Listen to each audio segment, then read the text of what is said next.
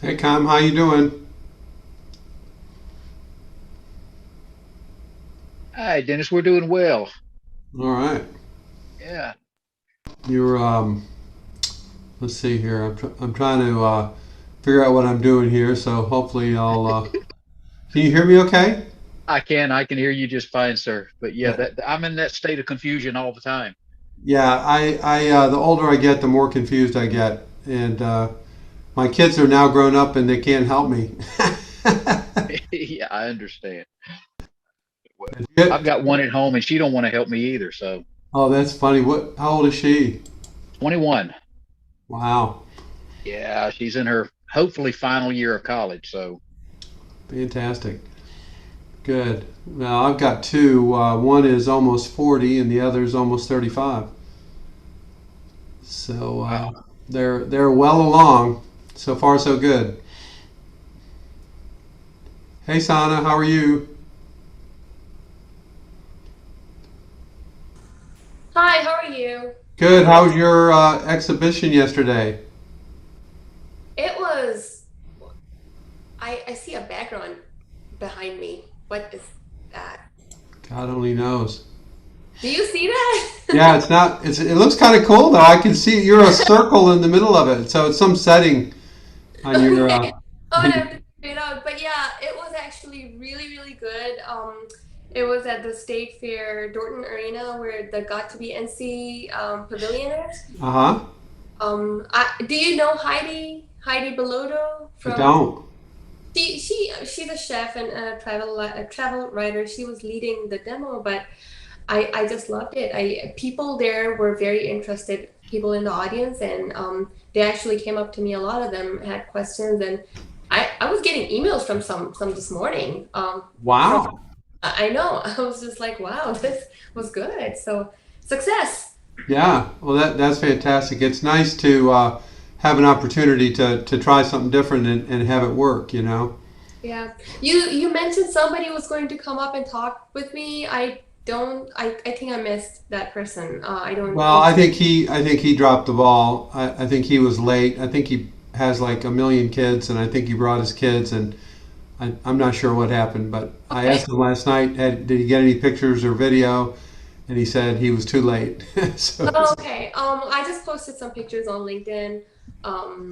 And I'll be making a reel as well from the event with clips and pictures. So I'll post it on my social media. oh, great, great. And we'll post it on our stuff as well. Yeah, share it there on Facebook. That's cool. Have you had any luck with the Shop Rural Day? Have you had any chance to deal with that at all? No, but I plan on doing that soon. I'm definitely gonna do a trial run before the actual Yeah, day. yeah. So probably this week, early next week, and I will definitely let you know. Maybe I'll even no, I will not tell you before I do it. I I don't want to worry about you watching me. So No, don't worry. Well, Alex is the guy to get in touch with, and he's been doing a good job. People seem to think he's helpful, so I okay, will check with him, and that will make a difference, hopefully. great. Thank you. All right. Let's see. There's Eva. How about hi, Allison? How are you today? I'm great. And you? So far, so good. Awesome. Yeah. I'm gonna have to leave by quarter of two, so this will be fast and furious today. Uh, but I got a doctor's appointment, and I asked them if I could move it back, and they said, sure, or if you want to have an appointment in next April. So I said, okay, you got me. So anyway, How was the session yesterday? I thought it went pretty well. What do you guys think that are here on the call today? A lot of information. Yeah, Kime's laughing because he's heard it before, right, Kime? I did. Well, I've watched it 2 or 3 times, and but he's cramming a lot of information in, so he's talking fast, but it is very very helpful and well informed, and you can always go back and watch it again, which is a wonderful wonderful offer. Yeah. He also, I don't know, they didn't really focus on it, but when he showed his list of clients, I think it was about, I don't know, it looked like about 200 major organizations, all of which I had heard of before. I was pretty impressed with that. Yeah, absolutely. So, all right. Well, I'm going to go ahead and get started. It's folks will be joining us as we go, and we're gonna start. I think we may have covered this one yesterday, but I'm going to start with it again, just because I think it's worth doing it. So let's see here. Share screen and okay. Here we go.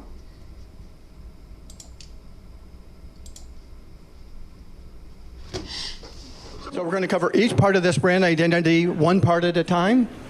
I'm just going to do this like really quickly. This is to give you a quick idea of what it's all about. And it's actually important if you could actually do market research to validate what you come up with. So we're going to cover the brand name, target audience, category descriptor, features, positioning statement. Okay. So here's the map. You all got one of these. First is, who's your target audience? So a target audience, you want to find out demographics, psychographics, who are they, what do they look like? Ideally, we give your target audience a name, so when you're talking about the rest of the parts of this brand identity map, you can say, well, what does Hank or what does Sally want? And it should be distinctive and it should be actionable for your marketing. So write your target audience in your map. Maybe you have one or two. So at MakerBot, while you're doing that, we started off thinking the target audience was hobbyists and people were going to buy a desktop 3D printer. Then we rapidly found out that hobbyists only buy one 3D printer, But when we sold to companies like GE, they bought lots of desktop 3D printers. So we switched the target audience from hobbyists to companies. Bingo, sales totally took off. Okay, brand name. Okay, so it was really interesting to see you've got a lot of unique brand names, so I congratulate you on that. The problem these days with brand names is finding one that's available for a trademark standpoint and also available for a domain name. Super hard. Memorable, short, and by the way, don't use acronyms. Words are 60% more memorable than acronyms. Using an acronym is a sure way to get people to forget your name and what you're doing. So category descriptor, this is actually really important. Back in the late 90s, all the high-tech companies, I wrote a book called Technobrands, all the high-tech companies thought branding is what it's at, so they started brand naming every product and coming up with tchotchkes and coffee cups and t-shirts, and they thought branding was done. I remember going to Sun where I did branding for the Sun Ultra Enterprise servers. And we'd done a map of all Sun in the middle and all their brand names, and there were like 70 brand names all around Sun, looked like the asteroid belt. And Scott McNeely was there, and they all realized that they made a major mistake here because nobody knew who all these names were. Plus, it takes a lot of money to manage those trademarks. So people like that, like at Microsoft, unless you're a billion-dollar brand, you don't get a new brand name. You have to use one of the existing Microsoft brands, and you need to use a category descriptor. A category descriptor is 2 to 4 words. It's a generic phrase. It's a hook so people know what you're talking about. And so desktop 3D printer. That was a term we actually made up at MakerBot that hadn't been used before. Now that's the generic accepted term. Tablet, smartphone. So this is not a funny name. This is not a made-up name. This is what hook do you want to fit on in the minds of your customers. And you always want to link your brand name and a category descriptor. So I've done a bunch of work for HP LaserJet printers, and they always do HP LaserJet printers. So you want to put your brand name and your category descriptor right afterwards, so people hook your name and can associate your name with the category you're in. This is actually a really important decision for you to make. Category descriptors, you need to have it so people really get it quick. One thing you can do is you come up with a list of category descriptors, you brainstorm. You get your team together. You give them, let's say you got 5 category descriptors, you give everybody 2 votes. You have them vote for the category descriptors that's going to be most simplest and easiest to understand for the target audience. And then you can do that with actually, ideally, your target audience, do some market research with them. SurveyMonkey works great. This is one that's really worth researching.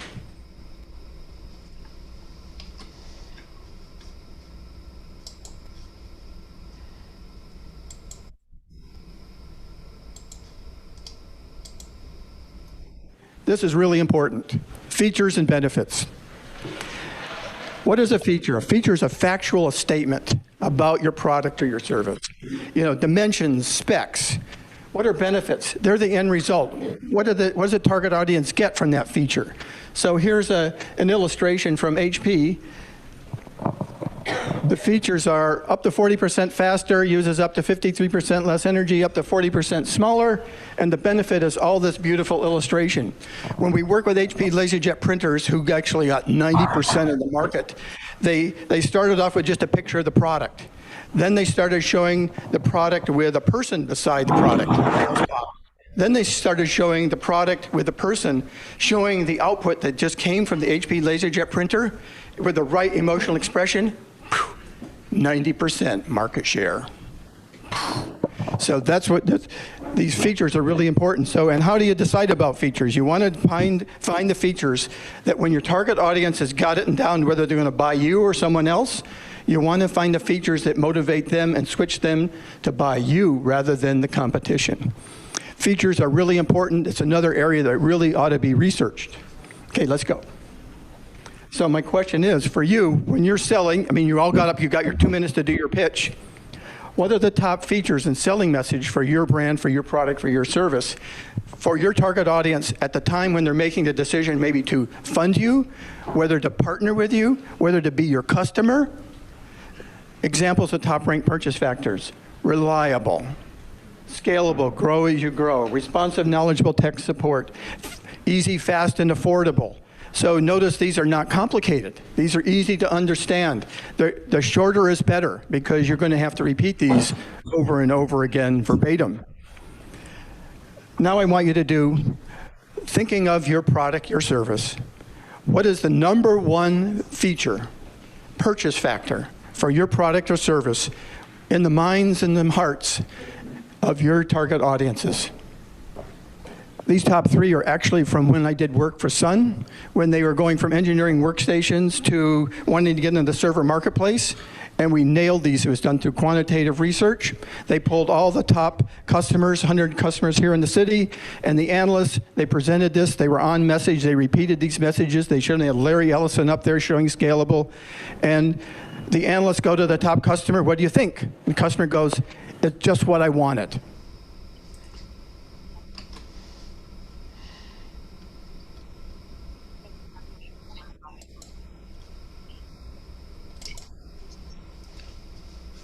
So you've done your feature. Now I want you to think, what are the benefits of that feature, your target audience? And ideally, you want to brainstorm, make a whole list of why is that good for your target audience. And you want to bulletize them. We aren't doing paragraphs here, we're doing bullets. And then you want to think, hey, how does that make your target audience feel?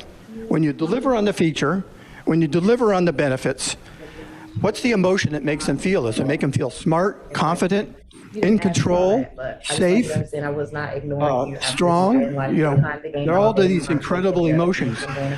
Then you use the feature and the benefits for your messaging, and then you find imagery that's going to evoke this emotion when your target audiences look at the imagery.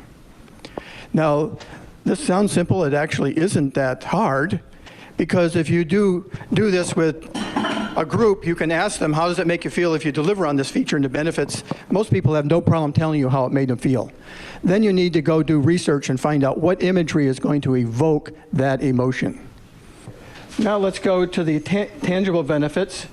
And now I want you to do, what's the intangible emotional appeal? So you've made your feature, you've made your benefit. Now think about, how does your target audience going to feel when you deliver on that feature and that benefit? And think of an emotion. And then if you're really cruising, think about what kind of image you could show that would evoke that emotion with your target audience.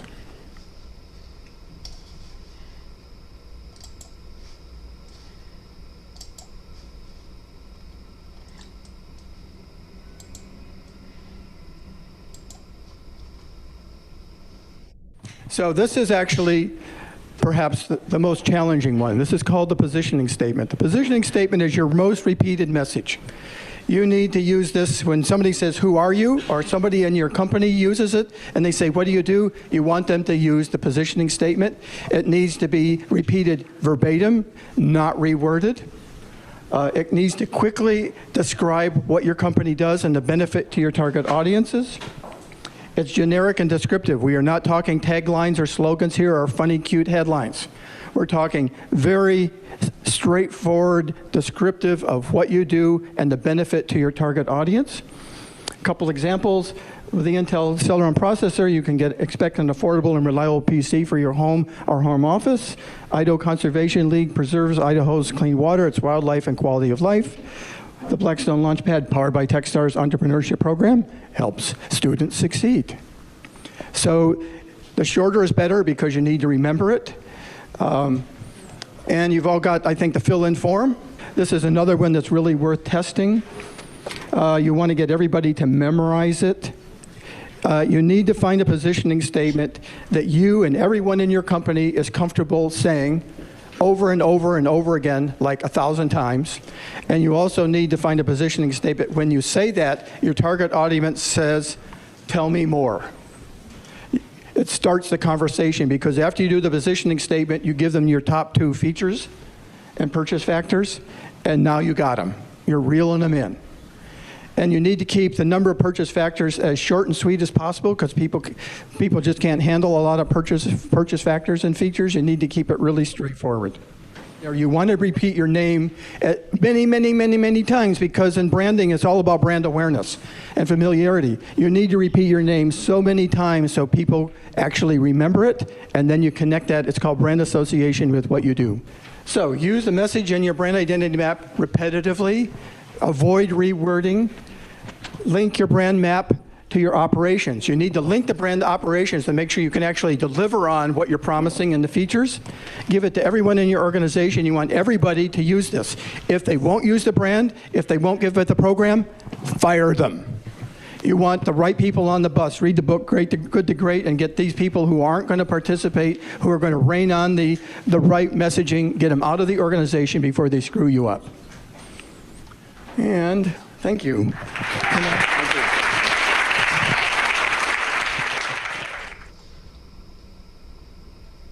Okay, so Fast and Furious. I just want to point out here that we have these worksheets. The easiest way to do the worksheet is to print this out. Just go right click and print on your browser, because this online aspect we don't have access to. So I would encourage you to print this out. Happy to work with anybody on it. But the major point that I think I want to make about it is that he really makes a big deal about repeating the message over and over and over. Sorry, I'm apparently turned my my video off somehow. Okay, there I am. Sorry about that. He used the example yesterday with Coca-Cola versus Pepsi, that Coca-Cola has basically said the same thing for over 100 years, and Pepsi has changed theirs multiple times over the years. I don't know about that, but the idea of, while it may sound boring and repetitive to you, the creating the brand identity in the mind of consumers, particularly as you grow and reach new consumers, right? Because it's always going to be somebody new. It's not like you're talking to the exact same people all the time. And I think that's an important thing to remember. You've got this onrushing torrent of things that are going in front of you, and it's easy to feel like you've said and done this all before. But in consumer product goods particularly, and also in services, you just have to believe that there's a large number of new people constantly coming on into your world, I guess is the best way to put it.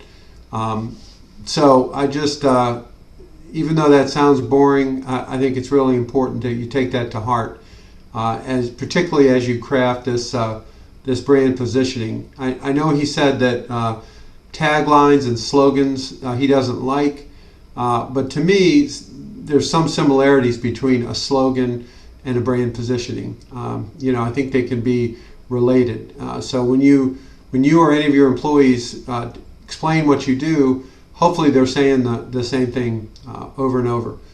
So that's a big point, I think, that I wanted to make with this. So I'm going to open it up to anybody who wants to talk about this. Please feel free. I have a question. Yeah. I don't know if this was covered in the session yesterday, but what you just said about specifically about Coca-Cola repeating the same message over and over again, specifically about them because they have been around for a very, very long time, over generations, right? Yep. So I don't know if you guys discussed this, but would it not be an option, or maybe a better option, to change the messaging a little bit based on the new generation? Core messaging is still the same, but maybe a different approach towards maybe the next gen. Do you understand what I'm saying? Well, I think there's a couple things going here. First of all, we didn't actually discuss it, but he actually discusses it in depth in the very first video, which you can watch and listen to his explanation of why it has worked for Coca-Cola. But I think one of the things that's true is that big brands that many of us grew up with, like Coke, like Pepsi, we were used to seeing the messaging from very specific channels, right? It was network television, it was magazines, maybe occasionally a newspaper, maybe a radio. And so these were kind of well-known methods to get the word out about your brand. And that's what we kind of look for. So I think some of what you're saying, Sana, makes a lot of sense, because now the truth is we have so many channels, particularly digital channels, We have all the various social media. We have our YouTube. We have our websites, yada, yada, yada. So they're podcasts. It goes on and on. So I think there has to be adaptation for the reality that there's no longer one big giant channel that everybody uses, like network television, for example, which Coca-Cola certainly has used over the years. So I do think there's an adaptation. But the point he made yesterday really about Coca-Cola was when you're communicating on an emotional level as opposed to a factual level, you want to connect to that emotion consistently. And he talks about that and what Coke has done to continue that emotional connection through the years. And interestingly enough, Pepsi is actually older than Coke, I think by a couple of years. So Pepsi is the example he used of what not to do. He gives some examples, but it's all about the limbic system in the brain, the emotional response center in your brain, connecting your brand, your product with that emotion is really what we're talking about here, as opposed to the specifics about words, the specifics about messaging. It's really connecting to a strong emotion that people connect your brand with.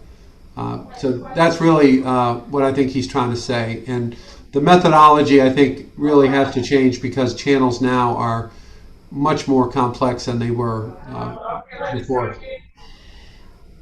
Yeah, go ahead.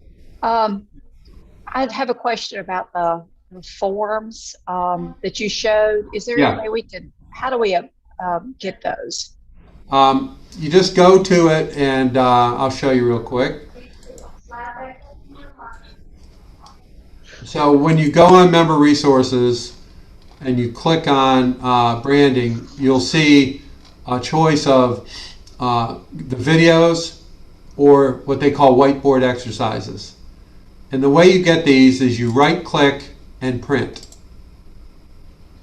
And you can print them out just like that. Okay. Does that make sense? Mm-hmm. That's how you do it. Okay. Well, we need, I've got my, now I can't think of it. Shoot. Where I have my sheets that describe my products. Like when I go to a wholesaler, it's not the buyer sheets. But I know exactly what you're talking. Sell sheets, they call them. Sell sheets, yes, and shelf talkers. If I do e-commerce, will I need those? No. Okay.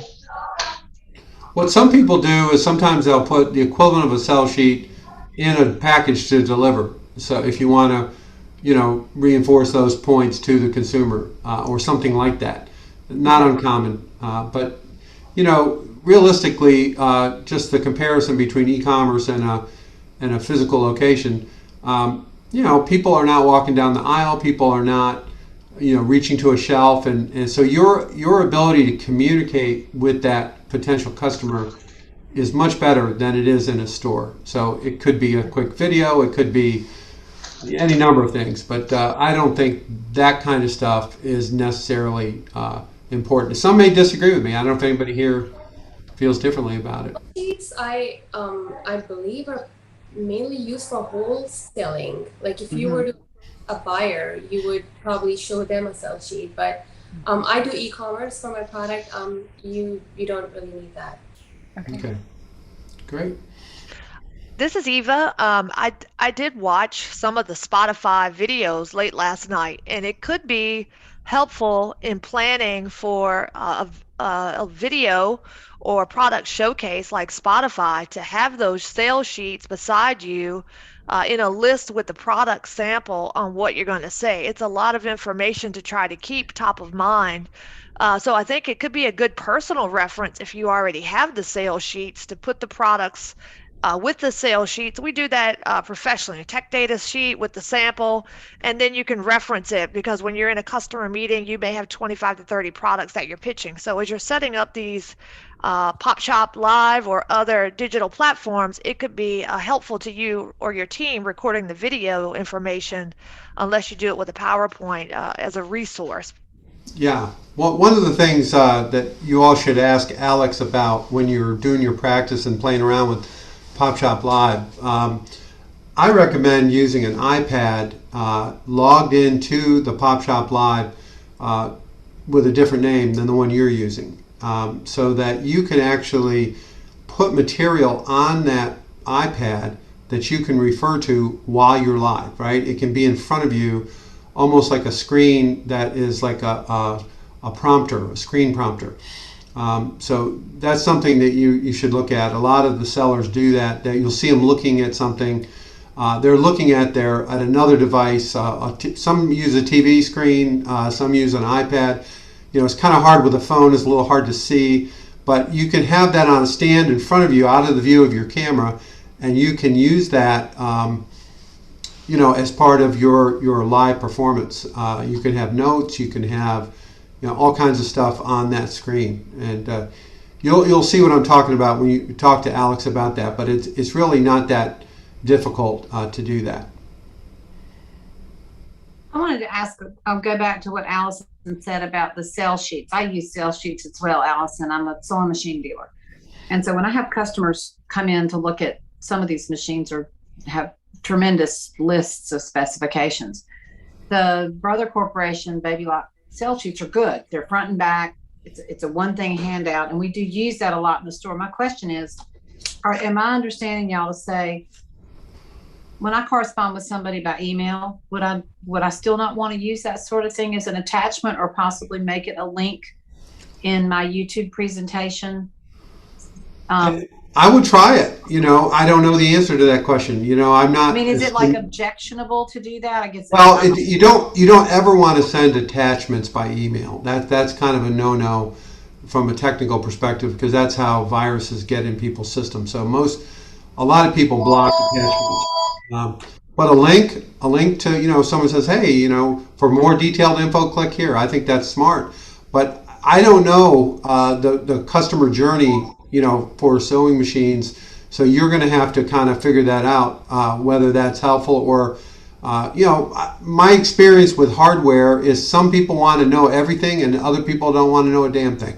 That's the analyticals want to know everything. Yeah. And then you've got your people that just buy from instinct and the whole why works for them.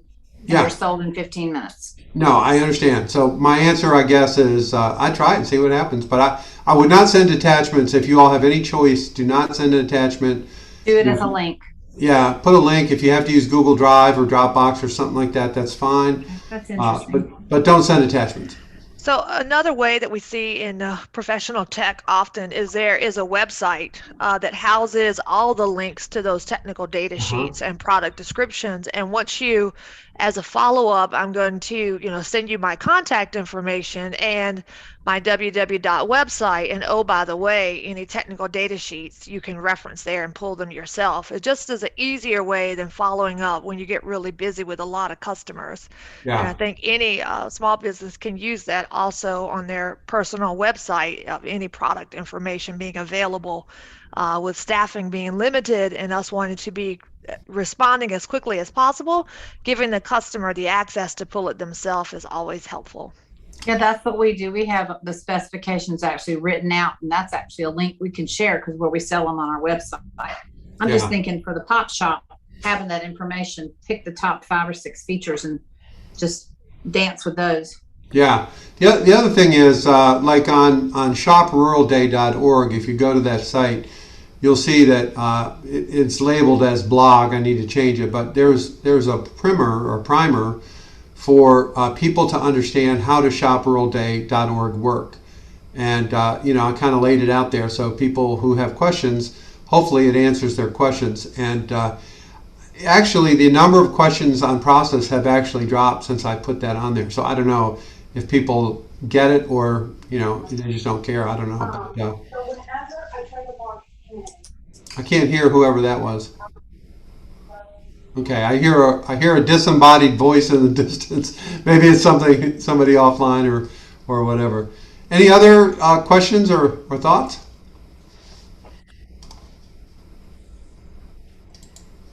Okay. All right. Well, that's all I have for today. I encourage you to take a look at that member resources and Techstars under branding.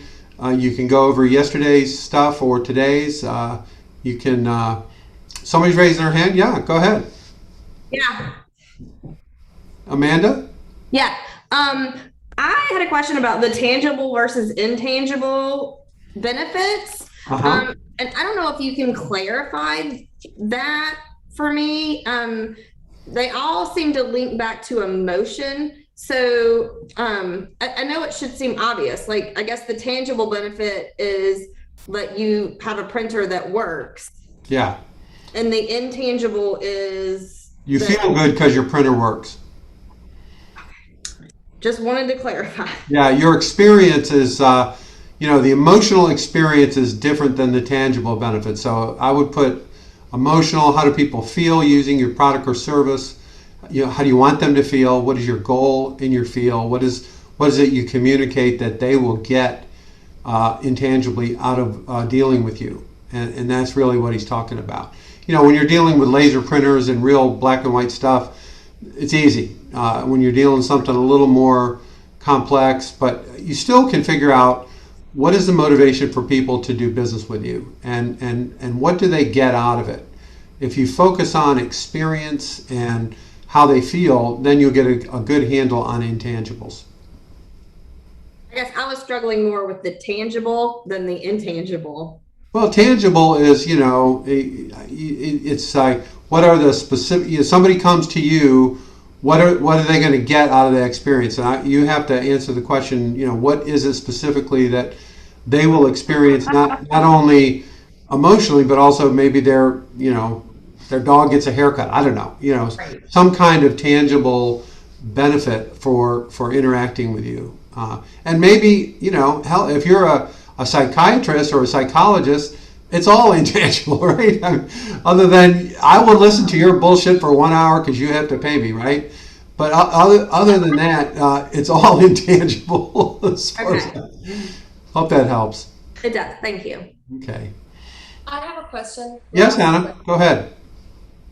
We just saw a presentation about, he was talking about positioning statement. Yes. Who would be the audience for that? Because we've talked about the what, how, and why. When exactly would you straight up talk about this is what I do and this is my business? Like, how does that work? Well, the positioning statement really is kind of a summary of all those things that you've thought about. So, you want to position yourself as the fastest breakfast that you can make, right? So your positioning statement is, our product enables you to eat breakfast fast. I'm just making this up. To eat breakfast faster, get to make and eat your breakfast and out the door to work faster than any other, right? That's a positioning statement, as one example. And so the positioning statement is, when someone asks what do, you say, we make the fastest breakfast that you can possibly have. And every single person in your organization says that, or we make the best tasting breakfast, or the most protein, or whatever. It's, I'm trying to respond because I know your product and I love it. But, a positioning statement is, where in the person's mind do you want to occupy with your product? What is it? It's soft, it's hard, it's fast, it's expensive, it's cheap. Those are all positioning statements, or positioning, that you have to turn into some sort of statement so that people quickly get what you're about and what you're offering. Okay, and how is that different from a tagline? A tagline, I would argue that there's a lot of similarities, depending on what your tagline is. The quicker picker upper, it may not really say much about your product from positioning, but so I think, to me, a tagline or a slogan is kind of a contraction or an abbreviation of a positioning statement. It's attempting to take some aspect of a positioning statement and make that a hook. And so, all these words and labels are a little bit confusing, but I think basically what you want to do is, how do people feel about your product? What do you want them to feel? What is it that you're communicating, and are they receiving that communication? I think that was a great definition, Dennis. I think that you're right on, Sonia. The tagline is the full solid sentence about this is what my product does, and the positioning statement is a full sentence. The tagline is the short, okay, I have 2 seconds to tell this person right behind this marketing pitch, buy my quick breakfast or whatever. So, I mean, I really enjoyed the way, Dennis, you broke those two down, and Sana, I was right on top of it. This is the same as a tagline, but I agree. It is the longer version of why you want to buy from me in maybe a full sentence versus the snapshot. Or this is all I have to tell you. It could be several sentences, but I think one thing to keep in mind, we're in a different era, right? We're in 2021, and if you look at taglines specifically and slogans to a lesser extent, those are products of mass media from another generation, right? They're just shouting across a TV, across every single person that's watching that TV. No idea if it's their customer or not. It's a mass communication model.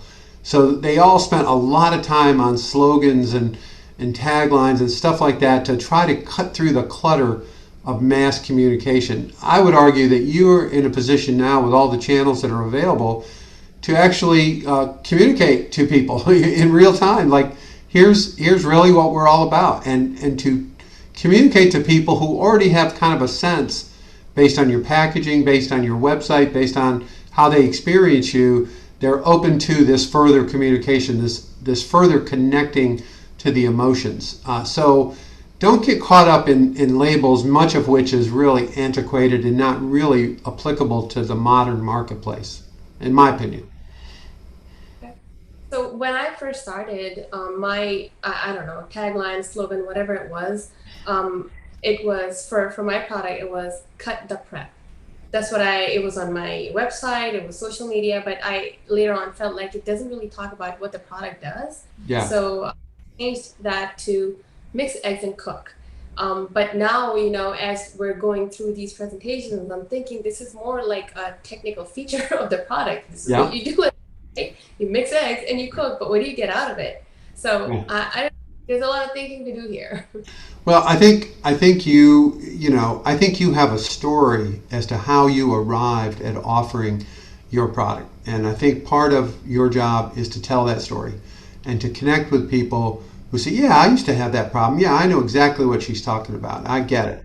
So that's really what you're going to find yourself doing, is giving more of yourself and giving more of a rationale and a belief as why are you doing this? You're not doing it because you can, quickly make breakfast. Maybe, that's just one technical feature, like you said. So I think it really boils down to opening up a little bit and talking about why you're doing this and what problem you're solving, what or problems plural are you solving, and do you have a tribe of people that will join you in agreeing with that and appreciating that and paying you not only dollars to try it once, but to come back over and over and over again and buy your product. That's really what you're up to, and that's your challenge. Thank you. Yeah. Anyone else? All right. Well, I have to run to my doctor now, and hopefully I can find the doctor's office. I'm in Greenville today, so I'm in Pink Hill. It's really easy. I pull out of my driveway and I drive 100 yards, and I'm in the middle of the little town of Pink Hill, and I know where everything is. But Greenville's not quite the same with the traffic, so I better run. So we'll be back on Monday. If any of you want to attend Friday's Zoom session with NC Idea, we're going to do a big Q&A for all of the people that are in the NC Idea network. I'll post that in the Facebook page if you guys want to sit in on that, or you want to see what's going on. But there'll be a lot of people. I'm expecting a couple of hundred people will be on that, and a lot of it will be obviously explaining Shop Rural Day and kind of the ins and outs and all that. So I will post that in the Facebook page for those of you who may want to pursue that. Otherwise, I will see everyone Monday at 1 o'clock. Be there or be square. Sounds great. Take care. Okay. Bye, everybody. Good luck. Have a great